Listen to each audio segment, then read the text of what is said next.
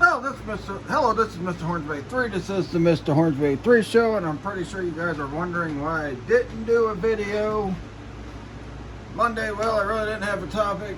I was wanting to wait till today to do the Halloween, the overrated Halloween H20 movie. So that's why I didn't do the video Monday. And I didn't have no other topics to talk about. I was going to talk about the news of the Halloween games, but I want to wait till more information come out on those before I actually talk about those. So that's why I haven't done a video. That's why I didn't do a video Monday. But I'm doing one today, and I'm doing one Friday. And, you know, sometimes I'm not always going to be doing it 3 times a week also. So, yeah. Anyway. So, this video is about why I think Halloween H20 is overrated. And it has nothing to do with Jamie Lee Curtis's performance, because she's pretty good in this movie. But one of the reasons why I think this movie is overrated is because, like a lot of other people, I was a Jamie Lloyd fan, so I'm pretty salty that they don't even acknowledge Jamie Lloyd in this movie at all. And I know they were gonna ignore the events of the last 3 movies, but not only that, they were gonna ignore everything outside of, I think, Halloween 2.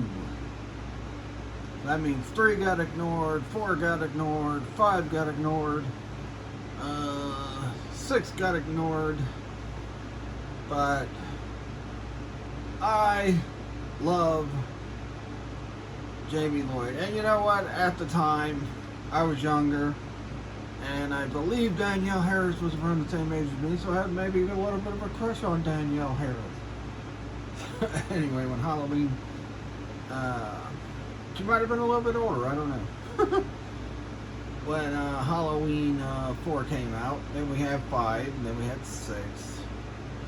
But another reason why I really think this movie's overrated is because so many people were so hung up, and it's the same thing with A New Nightmare last week that I talked about.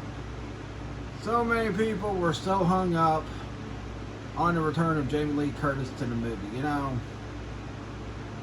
And I'm like, yeah, that's cool and all.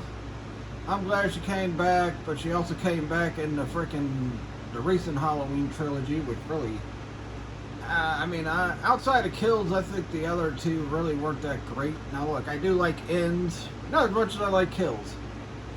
But, honestly, another reason why this movie's overrated is because of how terrible the freaking mask looks on Michael Myers. I mean, Michael Myers looks terrible with that freaking mask. Look at that mask. That's just the ugliest mask I've ever seen. I hope Miramax doesn't try to hit me with a copyright for this. I'm not really playing the movie. I'm just showing the freaking, it's just how this DVD play, Blu-ray, it's a Blu-ray player. Blu-ray. But another reason why I think this movie's overrated, look, I like Jamie Lee Curtis's performance in this movie. I think it's a lot better than Halloween 1 and maybe 2. And you know, this one's all about Laurie Strode finally confronting her demon, which is Michael Myers. And you would think at the end she kills Michael Myers, but we all know otherwise, because oh my God, the next movie after this, Halloween Resurrection. That movie is such garbage. The worst Halloween movie ever made. I don't care what people say about the freaking remakes. I don't care what people say about the new trilogy. The worst Halloween movie ever made was freaking Halloween Resurrection. I mean, the movie was so bad I just stopped being a Busta Rhymes fan for a while. And I was a big Busta Rhymes fan before he did that movie. But, yeah. You know, Busta Rhymes really ruined this thing. But I think the movie's overrated because I think so many people got caught up on the nostalgia of frickin' Jamie Lee Curtis coming back with Laurie, and I mean, really, no bit, why, you know, we've seen it before. We saw it with frickin' Nancy a few years prior. You know, Halloween came out before Nightmare on Elm Street.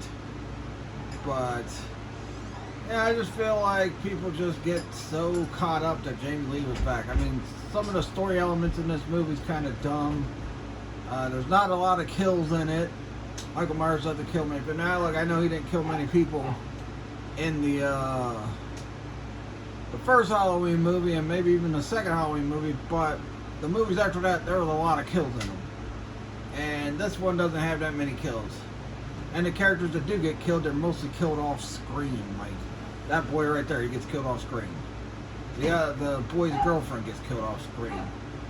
And there's Josh Hartnett and his girlfriend, which plays the son of Laurie. And another thing I didn't like is why did Michael Myers wait till her son John was 17, but yet he went right after frickin' Jamie when she was like, what, probably around 8 or 9. He was right after Jamie. He like, I'm gonna get her. I'm gonna kill her. I'm gonna kill her. Now, she didn't get killed till part 6, but that wasn't Danielle Harris, so I'm not gonna count that. So, you know, I'm not gonna count that, you know, Jamie got killed in part 6. And if you watch producer's cut, you know she frickin' survives a little bit longer till the Man in Black kills her. And, you know, this movie was kind of a dry movie too. I think it's overrated because the movie's a bit dry and a bit boring outside of the kills. And there's a few comedy spots in here they brung in LL Cool J to be comedy relief for this movie. There's a few funny comedy spots here and there, but most of it starts getting annoying and dreadful. Like, you know, him always talking to his girlfriend, talking about, I got this new story, baby. I got this new story. You're a security guard. Just enjoy your donuts and don't worry about writing because you're not going to go anywhere past being a security guard. Especially when you're a bad security guard sometimes. You just freaking let Michael Myers just stroll in. You didn't even check properly. You just let a car come in with nobody in it. You let a car come in with nobody in it and you're freaking supposed to be the best security guard. No wonder people got killed. Also, I hate the fact that the freaking ending kind of got washed out with the freaking resurrection, because boy, was that just dumb. One thing I will say, this movie does have a discount George Clooney in it. But, yeah, I mean, like I said, some of the story elements are just dry and bland, and the movie's mostly boring outside of a few kills and a few comedy spots, and, you know, the kills you do get to see, which, you know, most of them are off screen. I do like the final battle with frickin' Laurie and frickin' Michael. But, you know, the movie, like I said, it went slow. It was like pretty much slow paced throughout until the third act. Then when I got to the third act, you know, the movie just got totally better. And frickin' just all out chaos happened. LL Cool J's character gets shot by discount George Clooney. I think discount George Clooney was just racist.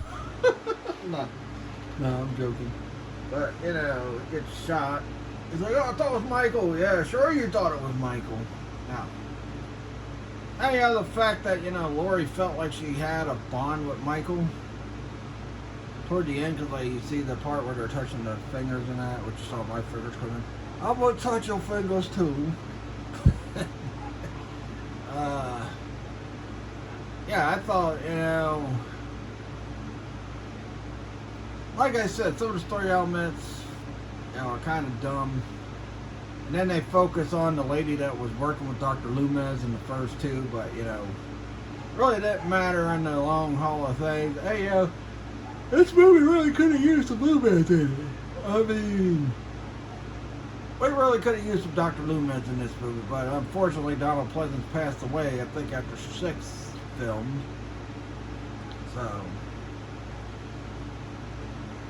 I don't know, I just feel like, you know, this movie could have been so much. Also, they used the trope of trying to copy, you know, do what the Scream movies did, which, yeah, Scream was inspired by Halloween. But, you know, when you're trying to copy Scream when you've been, like, totally different from what Scream is, that can be a bit annoying. Yeah, there's even a part where you think it's really going to be intense where Michael Myers is in the bathroom and it looks like he's going to kill this little girl, or he's going to kill the girl's mom, but all he really does is take the lady's purse, take her keys just to go to the college where Lori died. And another thing, too. The plot of her faking her own death. Why didn't she take Jamie with her? Or, but yeah, take Jamie with her to the school. And also, faked her own death. And how come not many people knew she faked her death? Or, you know, I think she would have at least told some people she trusted she was going to fake her death. You know, making her freaking foster parents mourn her loss and all that stuff, even though in the remake her foster parents were killed. But, making them mourn her, and she's not even really dead. I don't know. I think they should have continued the Thorn stuff. And see if Loomis really would control Michael like Wynn did in 6, but even though the movie was poorly received, but now I think 6 is like a cult classic. A lot of people like the uncensored cut, well, the director's cut, and a lot of people like the freaking theatrical cut. I like both cuts pretty well. But this movie, I don't know, it just didn't live up to the hype. I was excited about this movie, and to me, the movie really didn't live up to the hype when it came out. I felt like, yeah, it was good, but it wasn't great, like some of the other Halloween movies, so that's my thoughts on it.